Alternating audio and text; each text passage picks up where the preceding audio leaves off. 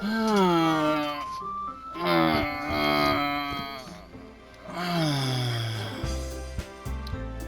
everybody, it's me, Gentle Shrimp, and I'm here with Doki Doki Literature Club. To be honest with you, I don't remember anything from the last episode, so I guess I should just go back to where I left off. Shrimpy. Suddenly Sayori comes up to me. I'm gonna go get some supplies from another classroom. Wanna come with me? Supplies? What for? Well, you know how the festival is coming up. Me and Monica were gonna make some posters and stuff. So I need to go find some crayons and markers and glue sticks. Ah, I see. Sure, I'll go with you. Yay! Okay, Monica, we'll be back soon. Are you going with Shrimpy to get the supplies? There's no need to trouble yourself. I'd be happy to go with him. Aw, but I wanted to go. I had so much fun exploring empty classrooms and stuff. Hey, okay. It was just a suggestion. See if you can find poster paper too, okay? Okay. Ready, Shrimpy? Yep, let's go. Sayori and I exit the club room. I follow behind as Sayori hums and skips around the hallway. Honestly, it feels like I'm taking a kid to the mall or something.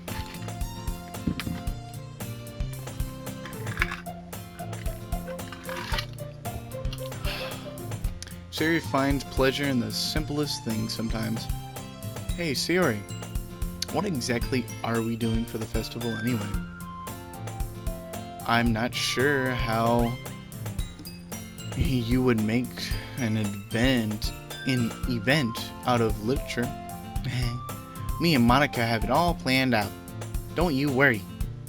Is that so? Yep. We're gonna do a poetry performance. A performance? Of what kind? Well, everyone's gonna take turns on stage and recite their favorite poems. Ah, that sounds kind of dull. Shrimpy, you're not thinking about it the right way at all. It's not just about reading poems. It's about performing them. Like, you say the lines of the poem like, between my feet, the last remaining flower beckons to me. I twist the stem, freeing it from its clinging roots, caressing the final joyous moment between my fingers. But what ends have I summoned this joy? From when I look in every direction. From now, the once prosperous field before me is but a barren wasteland. Like that. Sayori, how do I put it? How do I put this? I'm sure it's just me, but it's impossible for me to take you seriously when you're talking like that. You meanie. I'm working super hard on this, you know? Oh, I know. I just meant that it's a pretty unordinary contrast to your cute self. Don't say that. It's embarrassing. But I guess that means I'm doing a good job. Yeah, I guess so. Yeah. I'm so excited. The festival is going to be so great, so much fun. Sayori spins herself around in the hallway again. Hey Shrimpy, this classroom over here is empty. Let's begin the mission. The mission? It's been a long time since I've spent time with Sayori like this. But in the end, she hasn't changed a bit. She She's nothing but a ball of sunshine, drawing happy vibes from the world around her. It's a pretty nostalgic feeling for me. As the years went by, I began to hole myself up in my room more and more. So going adventuring with Sayori brings about a special sort of feeling I forgot I had in me.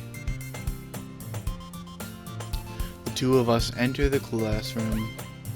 Sayori heads straight to the closet, and I follow.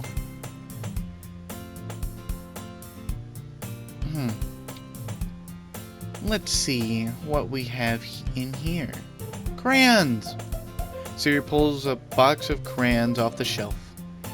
They're the best brand too. They're kind of dirty though. Sayori starts pulling various crayons out of the box, reading the color names.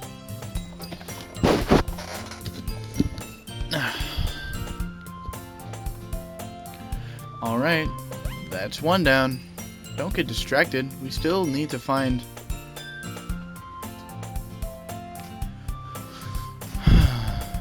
Wait, I'm looking for my favorite color.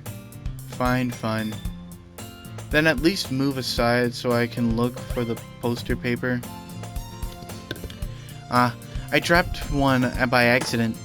Smack.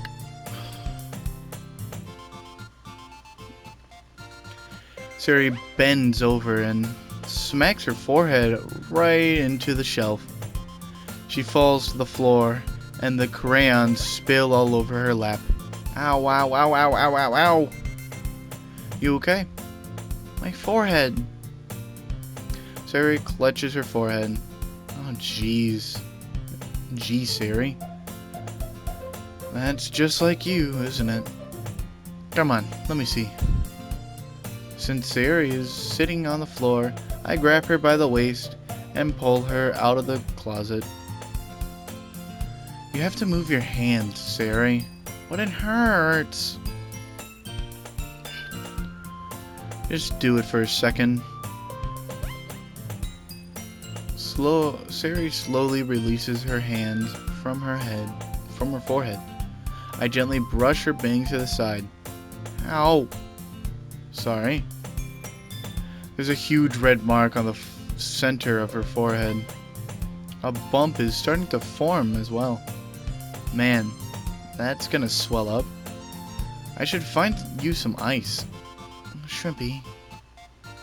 Where would I even find an ice around this time? I guess a cold drink would do. You don't have to. I'm fine with looking like a unicorn.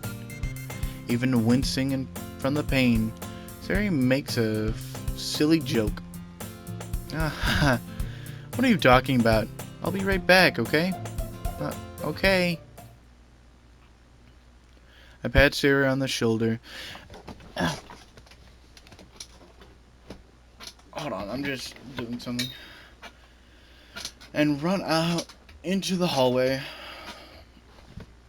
I locate the nearest vending machine. What should I get? It doesn't really matter since it will be used as an ice pack. Rather than to drink. But I know Sayori likes apple juice, so I purchased that one. In just a moment, I already returned to the classroom where I left Sayori. Hold on, I'm just taking off my sweatshirt.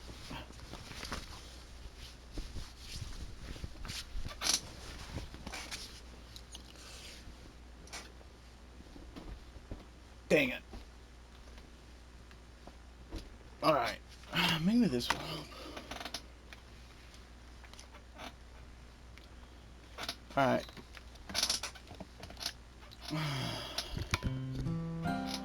She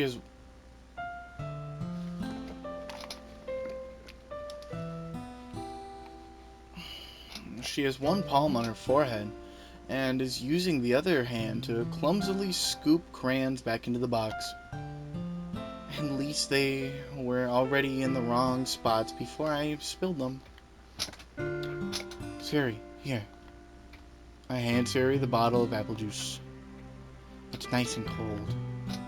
Sayori opens the cap and starts drinking from it.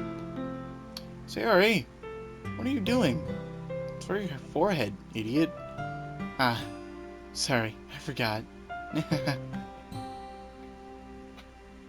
How hard did you hit your head? Sayori places the bottle against the bump on her head. It stings.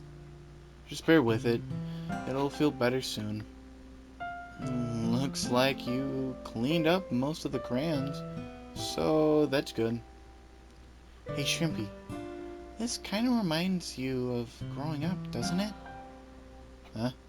What do you mean? Also, by the way, music. Mwah! Chef's kiss. It's wonderful. I love it.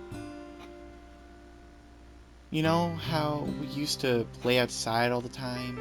I would always try to keep up with you. You were kind of oblivious in some ways. Like I usually fell behind or had trouble climbing on the things you did. But sometimes I tried to do things I couldn't. I would get myself hurt. I'd fall and scrape myself or get a bump. And I would start crying really hard. And you would rush over as quick as you could.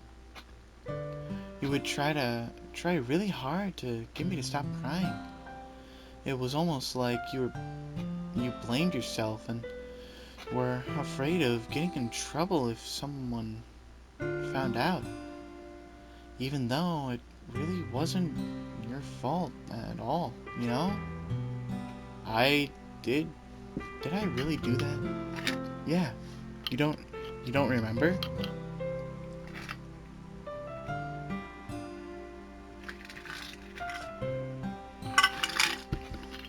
Sorry for the ice. Come to think of it, maybe I do remember a bit.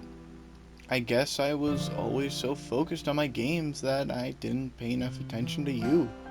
So, in a way, it was my fault. Kind of like this time, too. If I wasn't rushing you out of the closet, you probably wouldn't have hit your head. Shouldn't be. I don't think you realize it, but you're always thinking about other people. Even after all these years, you're rushing to help me, even though I'm just being clumsy. You're really a sweetheart. Don't call me that. And I don't really do these kinds of things all the time. I guess when it comes to you, it just feels natural. Before I even know it, I'm treating you like that. I guess that's what happens when you've been friends for so long. Really? Maybe you're right, Shrimpy. I'm so glad that nothing changed between us. Do you think it'll be like this forever? Forever? If I'm honest to myself, there's no telling where we'll each end up for college, or after that. So, it wouldn't be fair for me to make any promises. But, well, I hope so. It's been this way long already, right? I can't imagine you ever changing, so my hopes are up. I'm so happy. Sayori has a whimsical expression in her eyes. We remain silent for a moment. She's so silly and clumsy on the outside that when I see her deep in thought like this, it makes me not want to disturb her. I guess we should go back. I don't want to worry Monica, you know? Good luck with that. She's gonna see your forehead either way. Not if I hide it under my bangs. Sayori hops to her feet.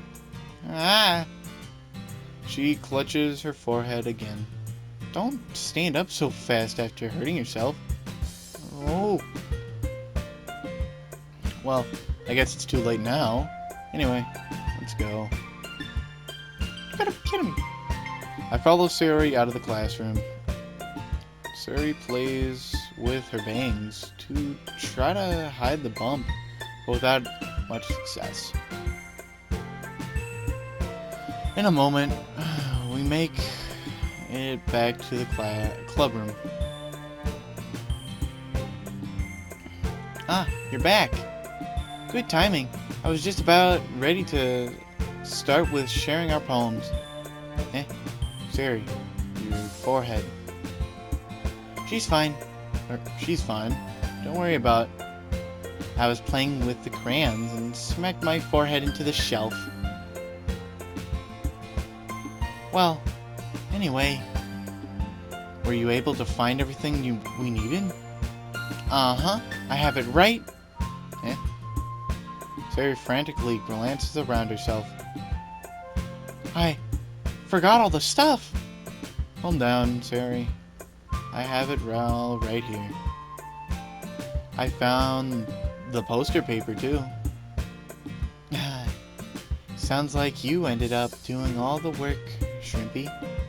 Oh, well, Sayori...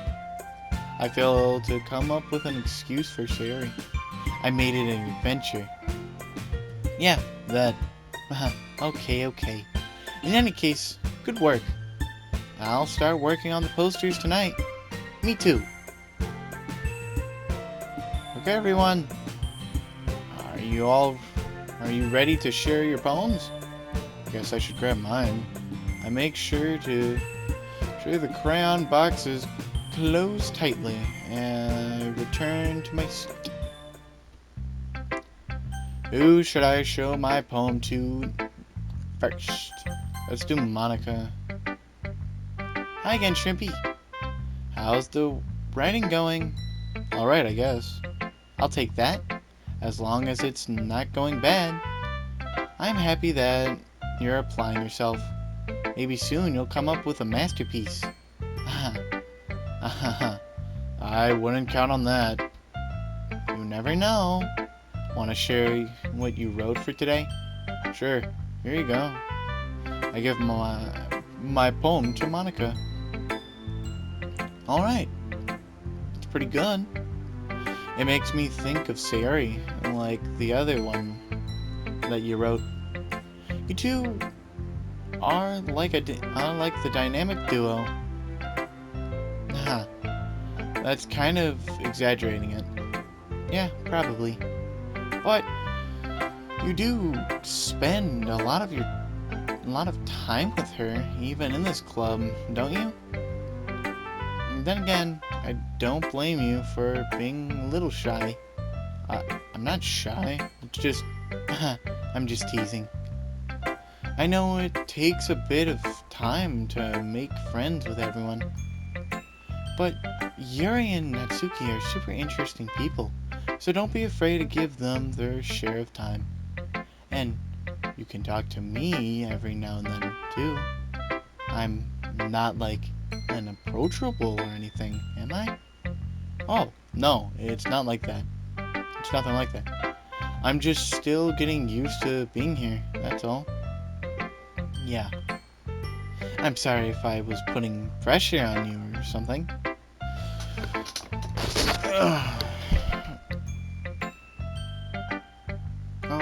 Hold on. Oh no.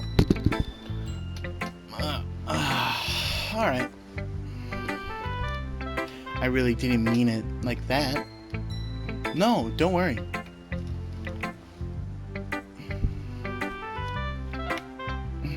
I get what you're saying.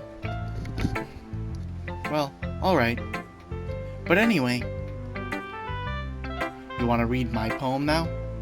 I like the way this one turned out, so I hope you do too. Alright, let's take a look. Save me. The colors, they won't stop. Bright, beautiful colors. Flashing, expanding, piercing. Red, green, blue. An endless cacophony of meaningless noise. The noise, it won't stop. Violent, gritting waveforms. Squeaking, squeaking, screeching, piercing, sine, cosine, tangent, like playing a chalkboard on a turntable, like playing a vinyl on a pizza crust. An endless poem of meaningless. Load me. How does one load someone? Meh, who cares? It's even more abstract than your last one, huh? I guess it's just the way I write. I'm sorry if you don't like it. No, I never said that. It's just a kind of thing I never really seen before, I guess. I kind of like playing with my space on the paper. Choosing where and how to space your words can totally change the mood of the poem. It's almost like magic. The way I wrote the lines really short makes it feel like they're trying to speak over the noise. I see. It's still hard for me to tell what it's about, though. Sometimes asking what a poem is about isn't the right question. A poem can be as abstract as a physical expression of a feeling, or a conversation with the reader. So putting it that way, not every poem is about something. Anyway, here's Monica's writing tip of the day. Sometimes you'll find yourself facing a difficult situation. When that happens, don't forget to save your game. Monica, what do you mean by that? Like,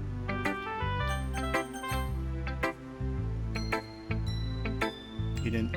No. You didn't get rid of my saves. Huh.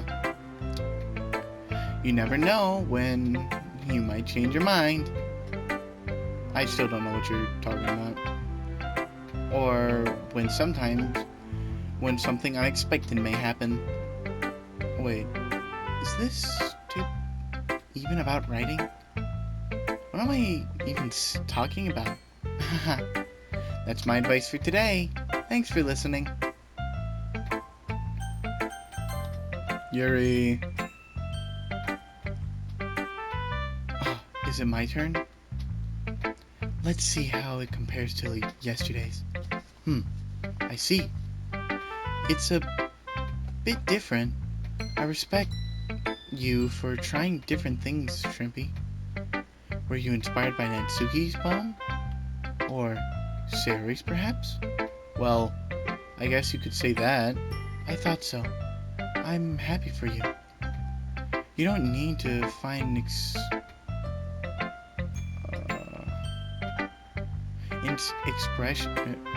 inspiration in my poems. Inspiration from my poems. I write them for myself, not for anyone else. So I don't really mean for people to like them or anything. Yuri! Eh? I'm sorry for being blunt, but you're overthinking this a little. Just because our styles are different doesn't mean I dislike your poems. In fact, if I tried to do something in your style, I would probably just do a terrible job. I see. I'm sorry. My stupid mind it likes to do that sometimes. Anyway, you don't need to be afraid to be a little more daring. Metaphors can go a long way. Yep. Don't feel like you need to make your brain like turning a bunch of gears. Try letting your brain try letting your mind wander through your feelings and write down the things you see and hear. That's one way to truly enable your reader to see into your mind. It's a very intimate experience. I don't know. I see. That's a certainly interesting technique. Thanks for sharing. I have well, an example of that. If you'd like to read it, of course. Is this the poem you wrote for today? Yuri nods and timidly hands me your poem. The raccoon. It happened in the dead of night while I was slicing bread for my guilty snack. My attention was caught by the scuttering of a raccoon outside my window. That was, I believe, the first time I noticed my strange tendencies as an unordinary human. I gave the raccoon a piece of bread, my subconscious well aware of the consequences, well aware that a raccoon that is fed will always come back for more.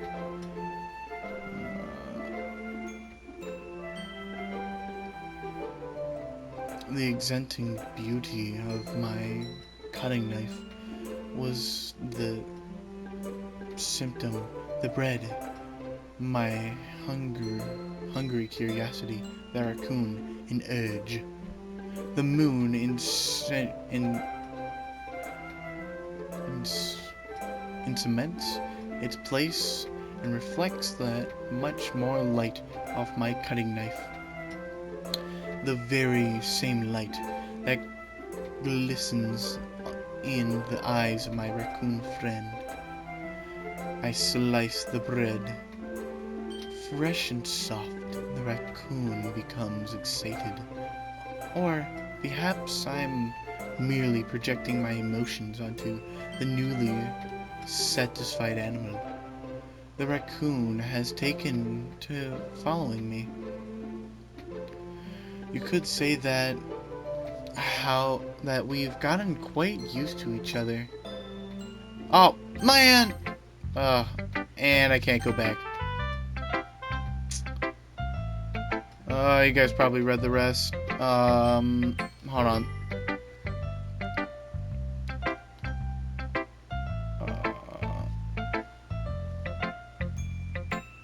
I'm trying to think. Hold on.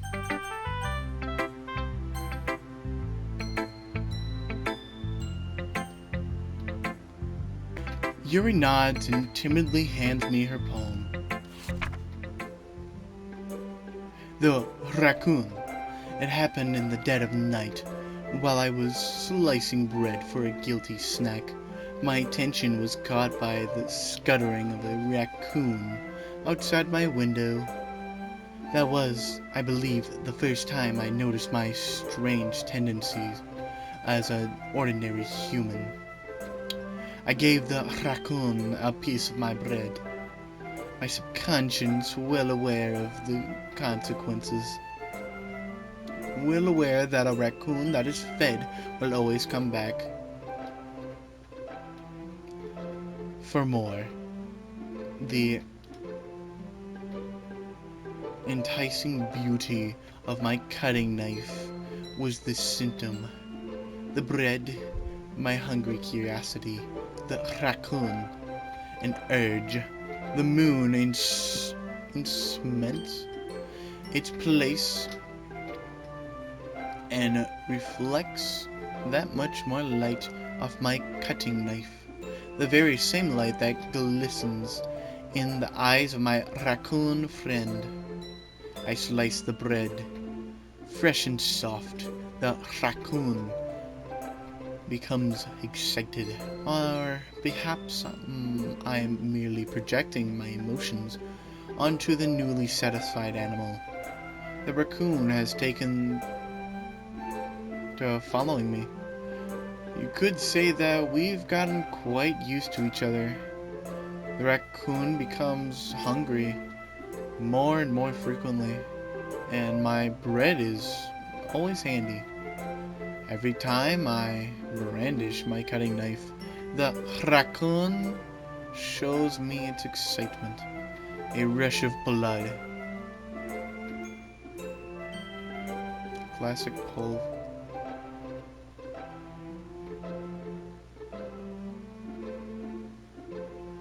conditioning? Something conditioning. Or whatever.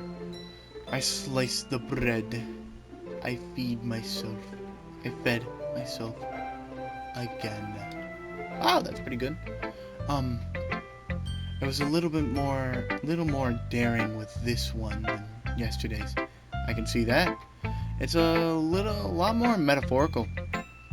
I don't know if it's my fault, but I can't begin to imagine what this poem is about. That's right.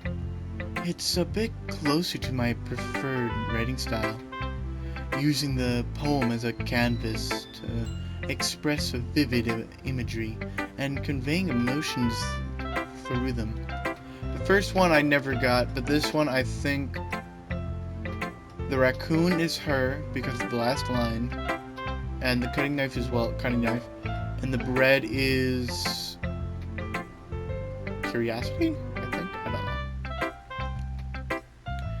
Yeah, if I take it at face value, then I can't even figure out what it's supposed to mean.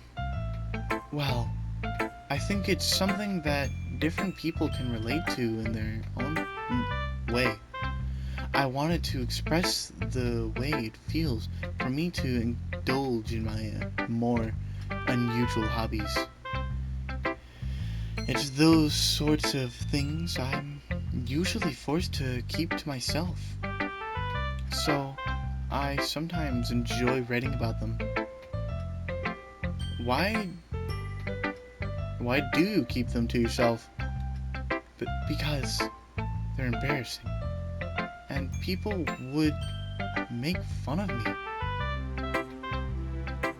Don't you have anything like that, Trimpy? Well, yeah, I guess I do.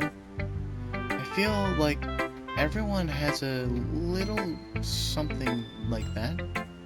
The best we can do is respect each other and our individualities, even if it's difficult sometimes, and some things make us uncomfortable. After all, if I hadn't learned to embrace my own weirdness, I would probably hate myself. I might be ranting a little bit now, but I'm glad that you're a good listener. Alright, who should we show next? Natsuki! Well, it's not really any worse than your last one, but I can't really say it's any better either. Phew. Huh? Phew, what? Well, anything that isn't a train wreck, I'll take it as a win. And I get the feeling you're probably the most critical. Hey, what makes you, wait, maybe that was a compliment. Yeah, I'm glad to see someone recognize my experience. Well then, keep practicing and maybe you'll be as good as me someday. That's, something tells me Natsuki completely missed the point. Come to think of it, this kind of reminds me of Sayori's poem from yesterday. Huh? You think so? Yeah. Well, I guess if you've been friends with her for so long, you might be on the same wavelength, but you never really struck me as her type. Sayori has a type all of a sudden? Well, I don't know, but honestly, how can someone so fluffy spend so much time with someone like you? It's like she's dragging around a dead weight. That was a little unnecessary, but think of it this way. If it wasn't for me, she would probably just fly away like letting go of a balloon. You could say we each take care of each other in our own way. Whatever it is, I don't get it. Yeah. I guess I'm supposed to show you my poem. Here. Amy likes spiders. You know what I heard about Amy? Amy likes spiders. Icky, Wiggly, hairy, ugly spiders. That's why I'm not friends with her. Amy has a cute singing voice. I heard her sing my favorite love song. Every time she sung the chorus, my heart would pound to the rhythm of the words. But she likes spiders. That's why I'm not friends with her. One time, I hurt my leg really badly. Really bad. Amy helped me up and took me to the nurse. I tried not to let her touch me. She likes spiders, so her hands are probably gross.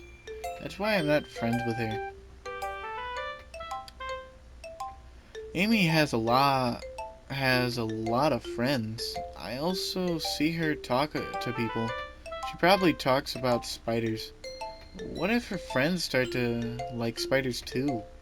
That's why I'm not friends with her. It doesn't matter if she has other hobbies. It doesn't matter if she keeps it private. It doesn't matter if it doesn't hurt anyone. It's gross. She's gross. And the world is better off without spider lovers. And I'm gonna tell everyone. Not bad, right? It's quite a bit longer than yesterday's. Yesterday's was too short. I was just warming up. I hope you didn't think that was the best I could do. No, of course not. Anyway, the message is pretty straightforward in this poem. I doubt I have to explain it. Sometimes you can explain complicated issues. Complicated issues with much simpler analogies. And it helps people realize how stupid they're being. Like, anyone would agree that the subject of this poem is an ignorant jerk. Do you have people like that? Do you know people like that? Of course. It's about how everyone thinks of my... That doesn't matter. It can be about anything. I wrote it to be easy to relate to. Everyone has some kind of weird hobby or a guilty pleasure. Sometimes something that you're afraid of people finding out. They make fun of you or think less of you. But that just makes people stupid. Who cares that someone likes who cares what someone likes as long as they're not hurting anyone and it makes them happy? I think people really need to learn to respect others for weird things. Huh, that's funny. Yuri wrote about something similar today. Huh? Did she? Did you say Yuri? Yeah. She said her poem was about an unusual hobby of hers. I didn't really get it, but she said something similar to you. That people shouldn't make each other feel insecure about those things. Really? Well, I mean, Yuri's pretty weird, so I wouldn't doubt that she has some weird hobbies. Not that there's anything wrong with that. It's not like I would judge her or anything. Your Natsuki has trouble finding words. I guess I should try not to be so mean to her. If she feels insecure about her weird behaviors and stuff. I mean, I always hate people who make me feel insecure. And Yuri made me feel insecure yesterday. But the way you put it, it sounds like she's learned her lesson. Well, I would say so. Even if her writing style is really different, I'm sure she'll appreciate the message in your poem. It's what I do best, after all. I don't like writing unless there's a good message to take away from it. Like, conveying emotions is important. But I want to make people think, not just feel.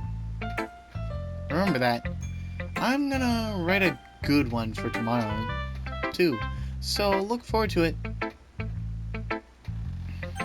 Last is Sayori.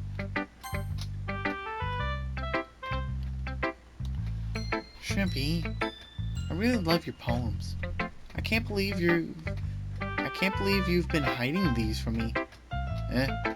I'm not hiding anything, but your poems are so good. Yesterday's and this one today. You can't tell me you haven't done this before. I mean, you're really the only one who feels that way, so... No way! Not even Natsuki? Yeah, I guess Natsuki is the least likely to admit how much she likes something. But I don't think it's that. What do you mean? Well, I guess I'll be honest about it. It's a lot easier to write poems when I'm thinking about you. What? Stop thinking weird things, idiot. I just mean that you're a really expressive person. You're a really expressive person, I guess. How am I supposed to write poems about my stupid life? My own stupid life.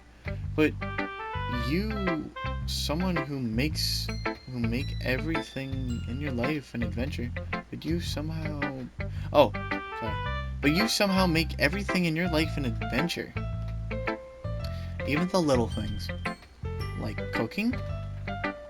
Well, like cooking. Let's not talk about that. So yeah, I guess what I'm saying is that I can feel more feelings through you than I can through myself. We have that kind of connection. We have that kind of weird connection.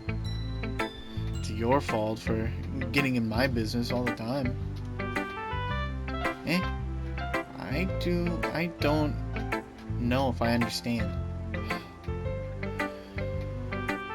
You never understand when I try to explain things to you, do you, Sayori? I pat Sayori's head. Hey! I'm not a kid, you know? Are you sure about that? Maybe. Sayori starts fidgeting. With her pencil between her hands. Sorry, I'm just trying to find something. What pencil is this? What? Nope. Mad labels. Huh. That one. Where's the...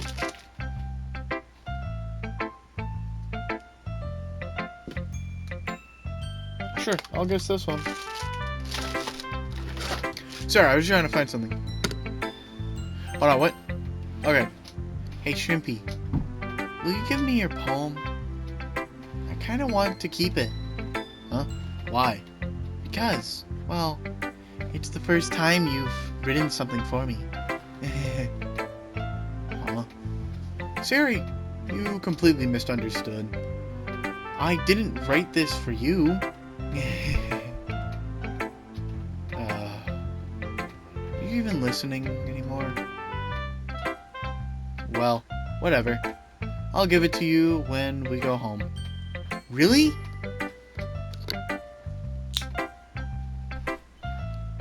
Hopefully you got that. That's 2 pencils down the drain.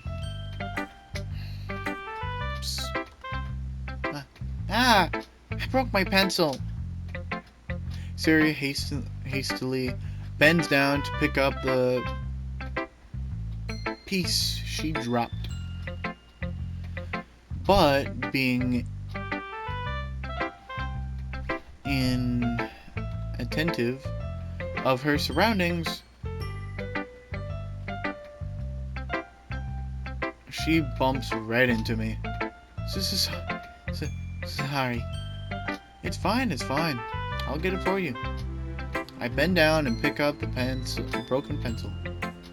Sayori clutches the desk beside her to support herself, knees shaking. I'm a little clumsy today. Let's sit down, Sayori. Yeah. I grab Sayori's arm and help her sit at the desk. Anyway, I still haven't read your poem. Oh? Sorry. I forgot about that. But it's not as good as yours. Jeez. Don't worry. I'm sure I'll like it. Ooh, this is pretty long. Hold on, let me...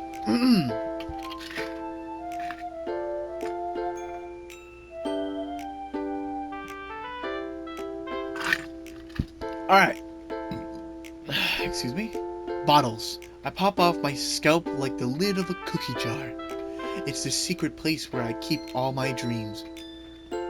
Little balls of sunshine rubbing together like a bundle of kittens.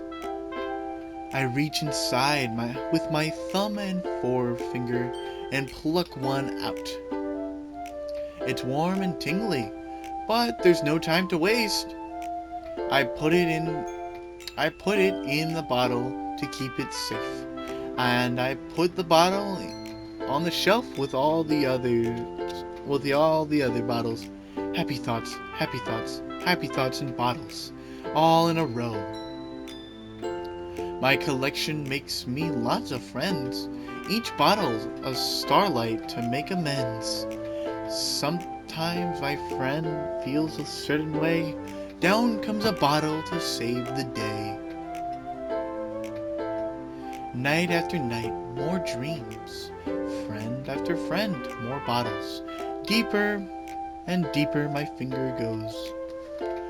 Like exploring a dark cave, discovering the secrets hiding in the nooks and crannies. Digging and digging and scraping and scraping. I blow dust off my bottle caps. It doesn't feel like time elapsed. My empty shelf could use some more. My friends look through my locked front door. Finally, all done, I open up, and in come my friends. In they come, in such a rush. Do they want my bottles that much? I frantically pull them from the shelf, one after the other, holding them out to each and every friend. Each and every bottle. But every time I let one go, it shatters against the tile between my feet. Happy thoughts, happy thoughts, happy thoughts. It shatters all over the floor. They were supposed to be for my friends who aren't smiling. They're all shouting, bleating, something, but all I can hear is echo, echo, echo, echo inside my head. Wow! Holy crap! Sayori, did you really write this? By the way, now that I read it, seen it, that has to be my favorite poem. It's great. Of course I did. Didn't I tell you I was gonna write the best poem ever? Yeah, but I mean, I didn't expect something like this coming from you. Monica taught me a whole lot, and I've been really in touch with my feelings recently. I see that. It's almost kind of creepy. Creepy? Well, not exactly. Maybe because I'm so used to you being cheerful. Well, never mind. I'm thinking too hard about it. And the point is, it came out good, so you should be proud of it. Aw, thanks. I feel like I was meant to express myself this way. It even helps me understand my own feelings a little bit better. Writing is like magic. You've gotten pretty passionate about this, huh? I hope you keep it up. Yeah, writing's the best. I'm gonna write. I'm gonna keep writing till I die. Sure. Don't get ahead of yourself. Sayori has a habit of getting obsessed with something before dropping it no more than a week later. I wonder if this is one of those things. But something but seeing the passion in her eyes makes it hard for me to be pessimistic. Okay, I know that I kind of am cutting it short. I'm not feeling the best, but due to time, I'm just gonna end this one here. Um, I hope you guys enjoyed. I found out that maybe Sayori's poems are good. That Bottles one, oh my goodness, top tier, peak fiction. But yeah, like I was saying, I'm just gonna go. I don't feel well, so I hope you guys enjoyed. Take care. Hit the subscribe button. Smash the like button, and ring the notification bell to know when the next episode is posted. So, I appreciate you watching, and I hope you all a better day. Goodbye.